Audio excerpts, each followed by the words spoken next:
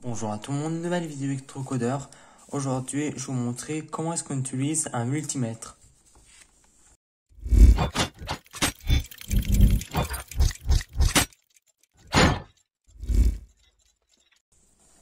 Un multimètre est un outil de mesure. Avec un multimètre, on va pouvoir mesurer des résistances, des tensions, des condensateurs et même des transistors. On va pouvoir mesurer facilement à l'aide des cordons. Le cordon qui est noir, souvent c'est écrit comme, c'est le commun. Celui-là, on prend souvent un câble noir et celui-là, on ne change jamais. Et ici, après, il se peut qu'il y en ait soit deux, soit trois, ça peut changer selon le modèle. Là, moi, j'en ai trois, mais les deux ici, c'est les mêmes fonctions, la même fonctionnalité. Là, avec celui qui est là, on va pouvoir, souvent, il y a un trait comme ça. Là, il y a plusieurs traits qui se continuent. En fait, c'est pour lire un test de continuité. Ici, juste en dessous, c'est une diode. On va pouvoir savoir les diodes. Après, ici, on voit le logo des résistances, le logo ohm. Et après, pour commencer à lire, d'abord, faudra positionner le cadran sur la plus grande valeur. Là, il faudra mettre sur 200 millions. Mais si vous savez à peu près c'est combien de résistance, vous pourrez me mettre plus bas, parce que 200 millions, c'est plutôt rare pour une résistance. Souvent, le maximum, on pourrait utiliser, c'est soit 1 million ou même moins souvent. Après, ici, il y a des tensions. C'est écrit DC-V. DC, c'est courant continu. Courant continu, c'est ce qui est utilisé dans les batteries ou dans les piles. Et courant, après, il y a AC-V. Il y a le courant alternatif. Et là, le courant alternatif, c'est utilisé par les prises, les lampes et tout ça. Tout ce qui est... C'est un peu plus l'électricité plus dangereux aussi. Sinon, après, ici, il y a HFE pour mesurer le gain d'un transistor. Là, je n'ai pas de transistor sous la main, mais c'est pas très compliqué de le mesurer. Après, ici, c'est écrit F, c'est le F de farad pour les condensateurs.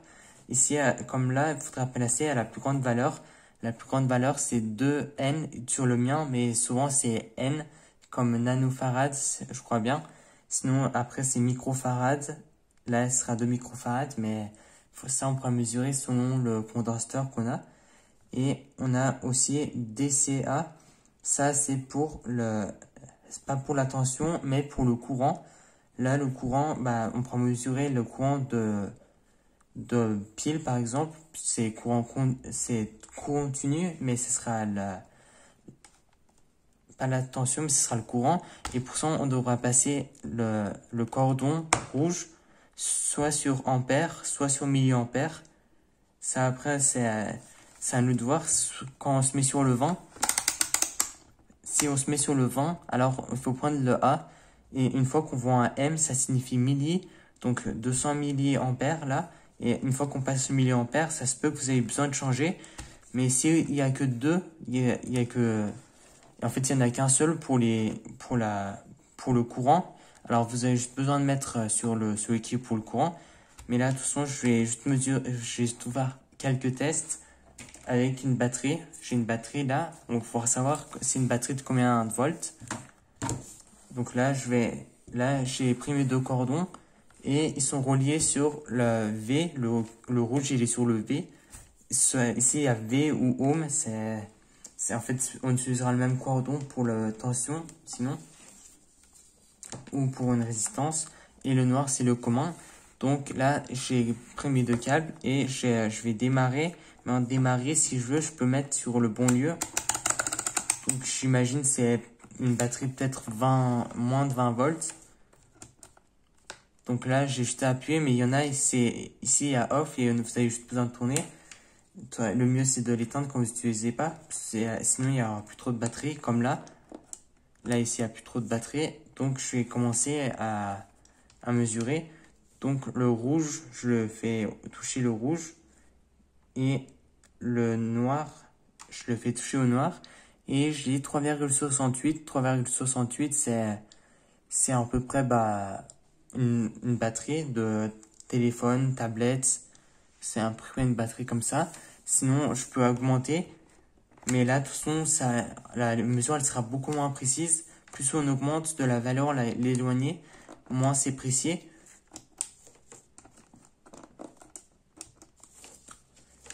Et là, vous voyez, là, on lit, mais c'est un peu moins précis. On lit 3,6. Alors que là, on lit par exemple 3,68. Mais là, je peux pas descendre plus bas, parce que sinon, c'est des chances que ça court-circuite mon multimètre. Et ça serait pas bien, parce que s'il marche plus, je pourrais plus mesurer après. Après, au lieu de mesurer une batterie, je peux faire le test de continuité. Ça, normalement, c'est une fonctionnalité qui est disponible sur tous les multimètres. Ça se peut qu'il y a des fonctionnalités que vous n'avez pas, mais souvent, ce qui est le plus important, c'est voltmètre, ohmmètre et pour le courant aussi. Ça aussi, on a souvent besoin pour l'ampère-mètre. Donc là, je prends un petit bout de câble. Donc là, je viens de prendre un câble. Je sais que les deux bouts, ils se touchent. Et là, de toute façon, on va bien pouvoir voir avec le multimètre. Donc souvent, quand il y a le logo comme ça, c'est dans ce mode-là que je vais venir. Et là, ici, ça n'a pas d'importance, le sens ou le côté.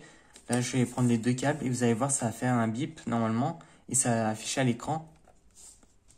Là, donc, je vais prendre les deux câbles. Ça n'a pas d'importance, le côté ou le sens. Ce que je vais faire, je vais toucher et vous allez voir, ça va faire un bip. Et là, même si je fais toucher les deux, c'est un contact, ce qui est normal. Donc là, on a testé un câble aussi. Et comme exemple, on peut aussi tester une résistance. Par contre, là, cette résistance, je sais que je ne connais pas la valeur. Donc, je peux essayer avec 2 mégaohms. C'est plutôt grand comme valeur, mais je pense qu'on va pouvoir la trouver facilement. Donc là, je vais positionner. Là, je vais prendre comme ça. Et je vais prendre de l'autre côté. Dans les résistances aussi, il n'y a pas de sens. Vous pouvez prendre comme vous voulez. Là, on lit quelque chose, mais c'est beaucoup trop grand. Donc, je vais descendre encore un peu pour être plus précis. Je crois bien que c'est une résistance de... Je vais descendre encore. Il me semble que c'est une résistance de 10K, là. Et là, on est en train de lire... Là, je crois bien qu'il y a des petits soucis dans la lecture.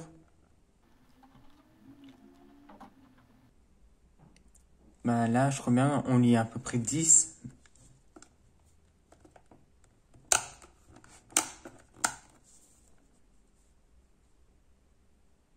Oui, c'est une résistance de 10K. C'est juste mon appareil qui bug un peu, puisque mon appareil est plutôt ancien.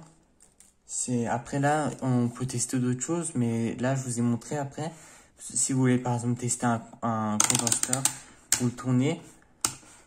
Vous le faites venir sur Farad, vous mettez à la plus grande valeur. Après, vous essayez chaque composant que vous voulez. Si vous voulez tester une prise pour savoir qu'il y a bien 16 ampères, vous pouvez passer sur ampère-mètre alternatif. Là, AC, c'est alternatif, c'est dans les prises ou dans en fait, la tension qu'utilisent nos appareils. Et sinon, DC, c'est pour les batteries, les piles.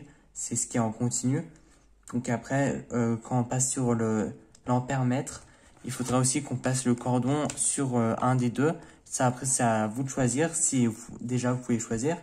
Normalement, si c'est ampère, c'est écrit, bah, vous prenez celui qui est le plus grand. Et si vous voyez que ça marche pas, vous prenez milliampères. Mais là aussi, faites gaffe de bien, lorsque vous choisissez ici, prenez bien le plus grand. Et si vous voyez que vous pouvez descendre, descendez. Mais si vous descendez et que en réalité c'est plus grand, alors ça va tuer votre multimètre. Donc il faut faire gaffe quand même. Après, il y a d'autres exemples possibles, mais je vous ai montré quand même le plus important, je pense. J'espère que la vidéo vous a plu. Si c'est le cas, alors vous pouvez vous abonner, liker, partager et commenter. C'était Electrocodeur. Ciao!